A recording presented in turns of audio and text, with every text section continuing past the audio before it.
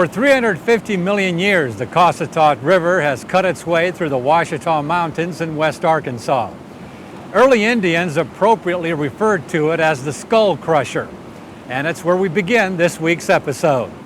For many years, the Cossatot River has given many opportunities for floaters, but this river is also enjoyed by many other folks, from hikers to campers to photographers and the like.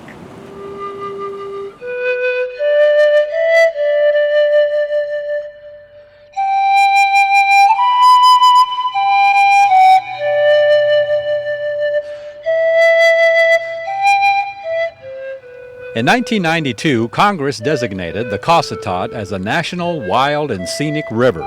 It's been described as one of the most challenging whitewater streams in the central U.S.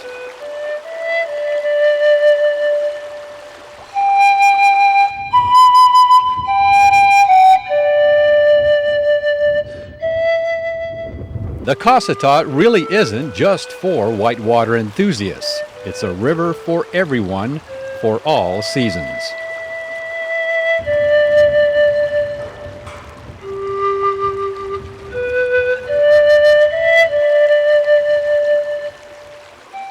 One of the things in the summer season, obviously we're standing here, you can see how clear the water is. Well, it's great for swimming, snorkeling, those kind of activities. One of the things we've started in the last couple of years is we'll actually, when the river level is at a lower, like it is today, we'll take people down on kayaks on the last 5 miles. This is the takeout point here. And we do fishing tours, we fish with smallmouth, or just a recreational float where they can just enjoy the scenery. And it's not like it is when we got a lot higher flows. We're standing now on, this is the terminus of the River Corridor Trail, which is a trail we're almost, we're going to finish this winter. It's 14 and a half miles long. It's a wonderful way to see the river corridor, because it just kind of parallels the river for the entire distance there. And it's like the river, it's for all seasons. There's not a bad season to be on this trail. It's just absolutely fantastic.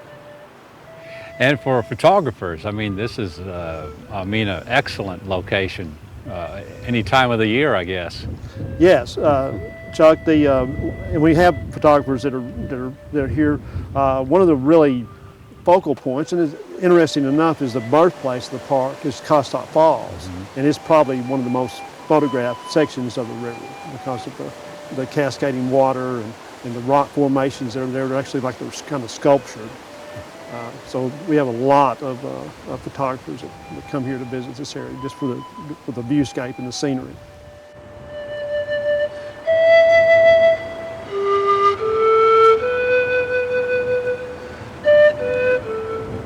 The Cossatot Falls area is the primo destination with many visitors.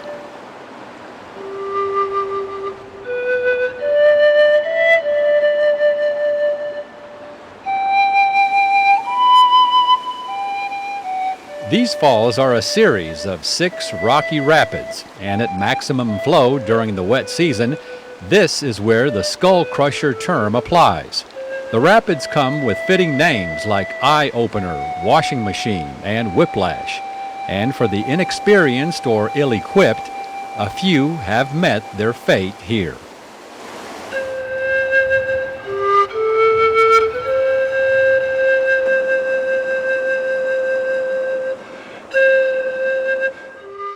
In earlier days, a mill was located near these falls, which used a water turbine system to grind corn.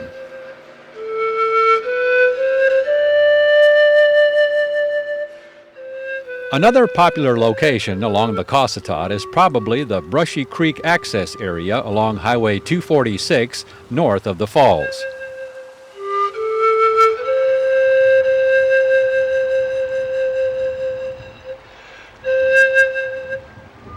The Brushy Creek access, again, that's where the River Corridor Trail begins. There's also a nature trail there and a pedestrian bridge that affords people to go out and get a safe view of the river there. It's one of the most popular swimming holes on the river, and so there's a nice little day use picnic area there that affords the public to use that. It's really extensively used Memorial Day through Labor Day. But again, like you said, there's no bad time to be there.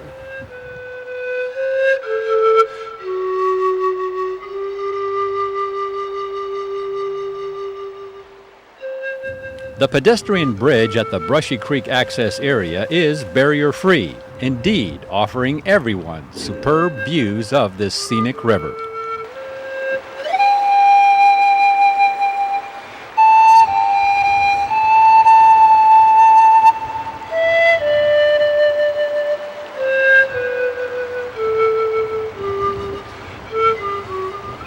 The 16,000 square foot visitor center is also a worthwhile side trip while in the Cossatot River area. Also, park interpreters are on staff year-round to provide programs for visitors and education experiences for school groups.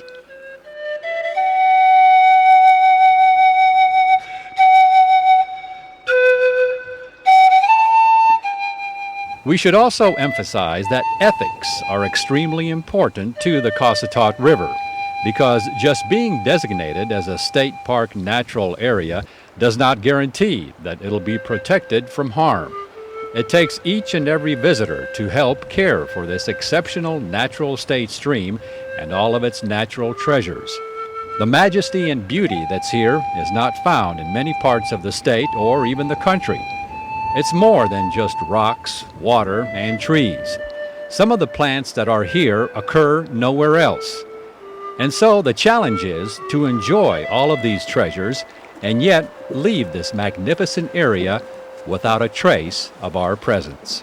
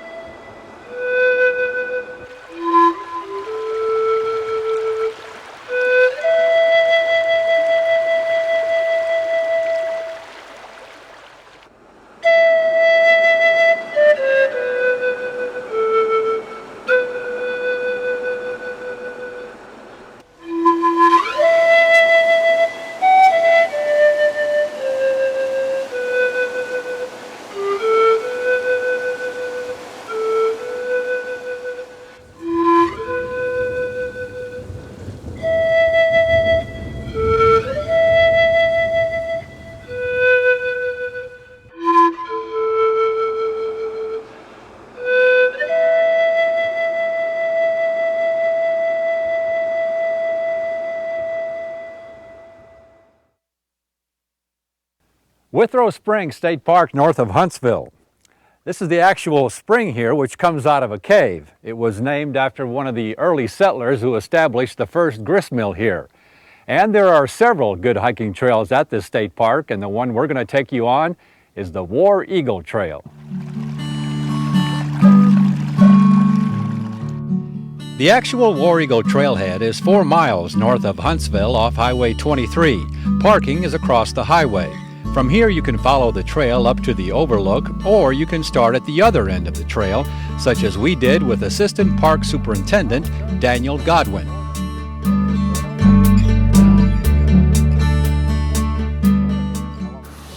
Okay, Chuck, what we're going to do today, we're going to start here at the upper end of the trail. We'll leave a vehicle up here, walk down towards the river, and that way, instead of having a 2-mile hike, we'll just have one. We can shuttle back and forth. Sounds good. Okay, and this way will put us walking downhill too, which I always like. Hey, there you go.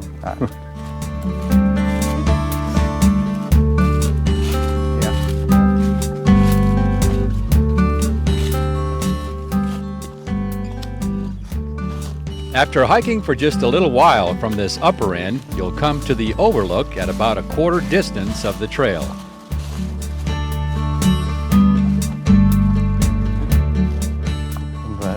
Yeah, this is quite an overlook here. Yeah, right here, Chuck, we're about 200 feet above the creek, and it's just a great view of the creek and then some of the surrounding farmland. Yeah. Oh, this is beautiful. Yeah, yes it is. Absolutely gorgeous.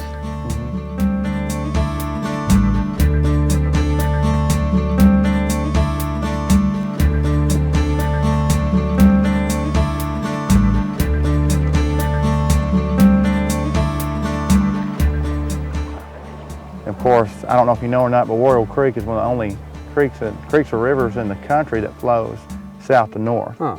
And here with the creek, it starts out in the southern part of Madison County, just east of Boston, and flows north towards Beaver Lake. And the creek here makes up the park's southern boundary. And of course, in the winter time, you can see eagles here, and it's good fishing and all that stuff. Oh, it's great wildlife and birding opportunities. We offer canoe and kayak rentals, and the float we do is from Highway 412 down here to Highway 23, and it's an awesome float. It's I kind of compare it to a miniature version of the Buffalo. You got some really good looking bluffs, like you said, a lot of chance to see eagles, deer, osprey, but it's just a great section of creek. Some good fish in this creek. Well, there is good fishing, but I don't like to give away my secrets. But yeah, there is some good fishing here at the creek. Yeah. Okay, we'll leave it at that. Okay.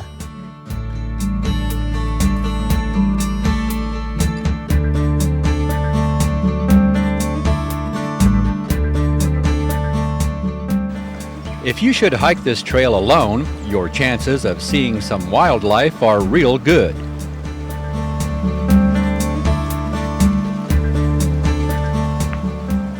Yeah, this trail here on the Warrior, there's some really great opportunities for viewing different wildlife. Mainly white-tailed deer is usually what you'll see. A lot of times you'll be able to, like I said, if you're by yourself, being kind of quiet, and you sneak up on turkeys every once in a while, and just a ton of squirrels, and every once in a while a raccoon or a possum, but there's a lot of wildlife here.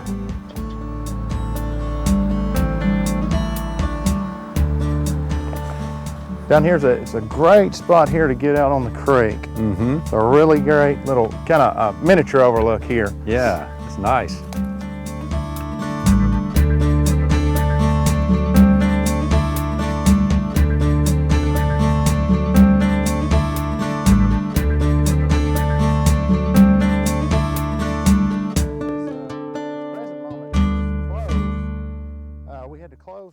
There's also a cave along this trail, but due to the white nose syndrome disease in bats, it's been closed indefinitely. It was actually discovered in the winter of 2006 in upstate New York. And some of the telltale signs of the white nose syndrome, the bats that have it, you'll see the white fungus spores around the muzzle of the bat, then along the wings and sometimes on the feet. At last count, they believe it's killed over 1 million bats in the eastern part of the U.S. And we haven't had any reported cases of it in Arkansas, which is a good thing. And we're trying to do our part to stop the spread, and that's why we have the cave closed, as well as Devil's Den. They have all their caves closed. But it affects many of the bats we have here in the Ozarks, the tricolored bats, the small brown bats, and the gray bats, which are all found in our caves at different times throughout the year. Basically, what it does as far as how it affects the bat, it causes them to wake up early out of hibernation, and they go out looking for the bugs and insects and their regular food source, and it's not there. So it basically causes the bat to starve to death.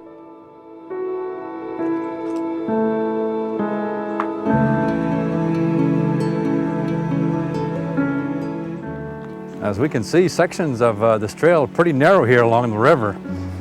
Yeah, they definitely are very narrow.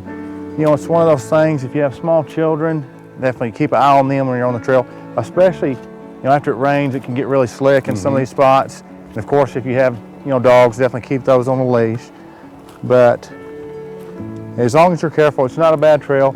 It's pretty mild trail. There are some spots where you do have to climb just a little bit, but it's not too bad overall.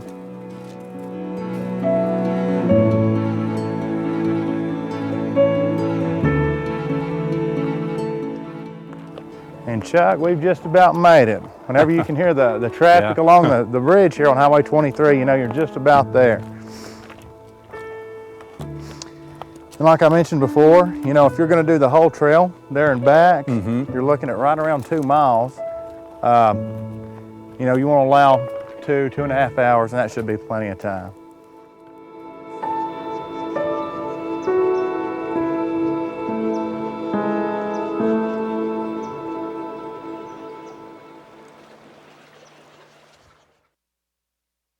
Hobbs State Park and Conservation Area is Arkansas's largest state park near Rogers. The last time we were here, we took you down the historic Van Winkle Trail. Today, we're going to try out the Shaddox Hollow Trail. It's about an easy to moderate hike, so no sweat.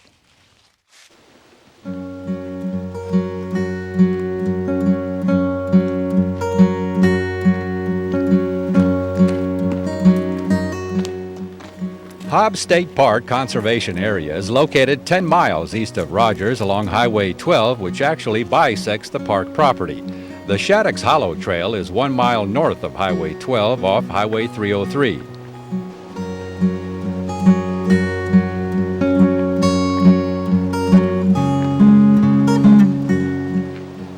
The first half mile of this 1.5 mile loop trail follows a ridgeline and does provide for an easy hike.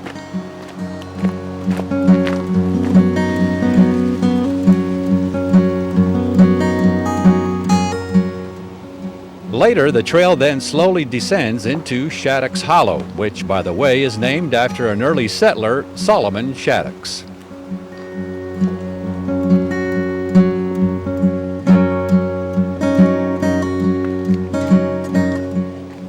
In general, this trail is perfect for school children and beginner hikers.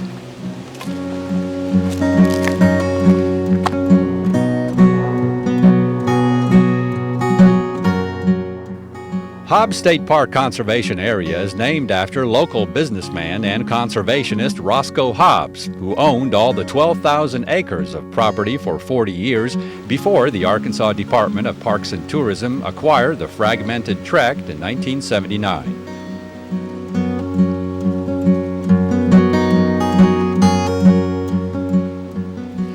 The theme for this park is not one big mountain or lake or forest or historical event, but a little bit of all the above. It is diversity, an awareness of the diversity of life, especially with the great abundance of plant and animal species living here, both above and underground, all of which is represented quite well in the 17,000 square foot Visitor Education Center.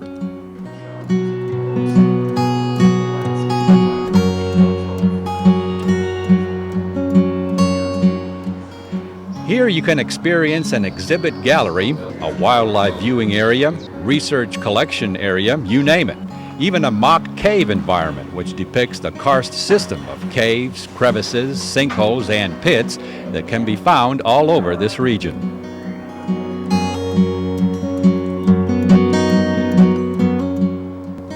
So explore all that's available here at Hobbs State Park Conservation Area near Rogers in northwest Arkansas.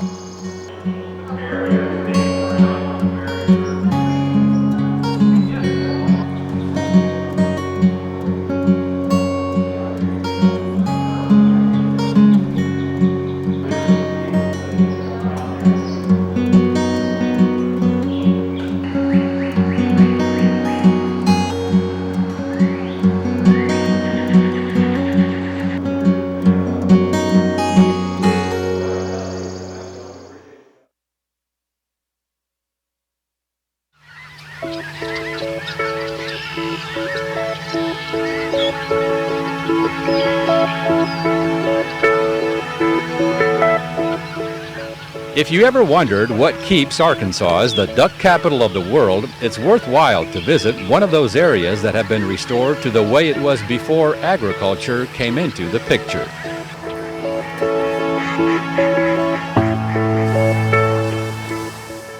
Frog Bayou Wildlife Management Area, once a farm, is approximately 15 miles east of Fort Smith along the Arkansas River. It's a prime example of what's been done by the world leader in wetlands conservation, Ducks Unlimited.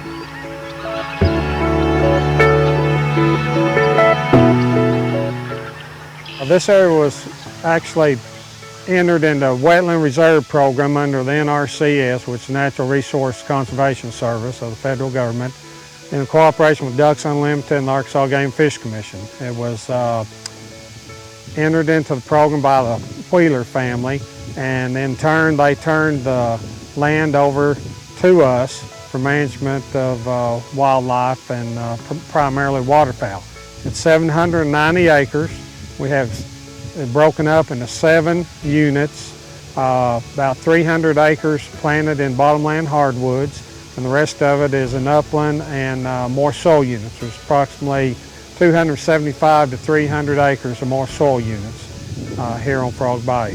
And that's kind of like this area right over here. Yes, these are more soil units. We can pump 5 of them, and 2 of them are rainfall dependent.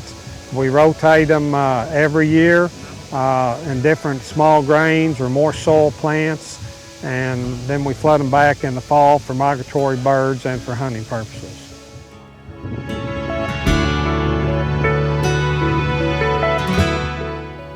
Randall Bullington says the hunting here is not just popular with the locals, but also with students from the U of A in Fayetteville. Extremely popular. They can be down here hunting within an hour and 15 minutes and get back to their morning classes. They cover it up when the ducks are here. So as far as the planting, what various, how's that work then? Well, under a more soil regime, you have to rotate the plantings every year to get that natural seed bank to come back. So we drain it down in the spring or in the summer, depending on what our target species are, plant species. And then we, a lot of times, will come in, disc it, and plant it back to like brown top millet, maybe golden grass millet, Japanese millet, or even corn in some cases. But most of the time we allow that natural vegetation to come back, your barnyard grasses, even Johnson grass, and spike beak rush and things of that nature, and that's how we manage for the waterfowl.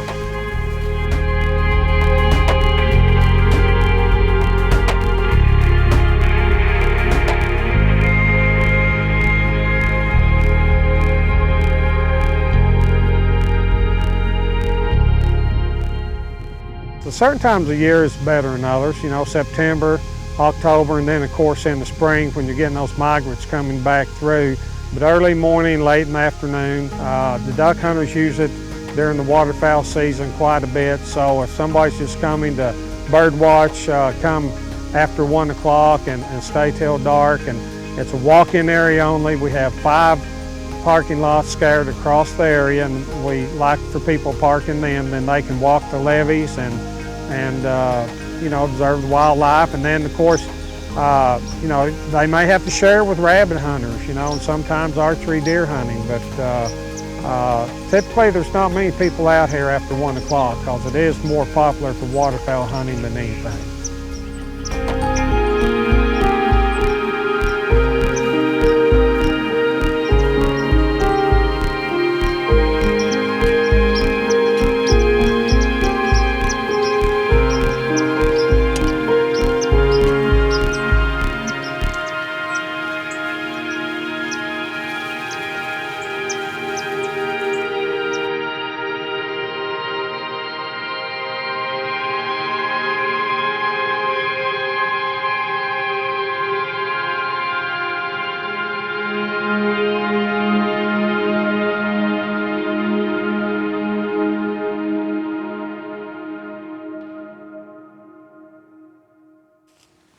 So experience and explore for yourself Frog Bayou Wildlife Management Area near Fort Smith, and see for yourself what's been done here to maintain Arkansas's reign as the duck capital of the world, along with other migratory waterfowl. And for more on this destination, plus many of our others, and to check out our videos or to order a copy of an episode, visit our website, aetn.org/exploringarkansas. And we'll see you again the next time for another exciting adventure on Exploring Arkansas.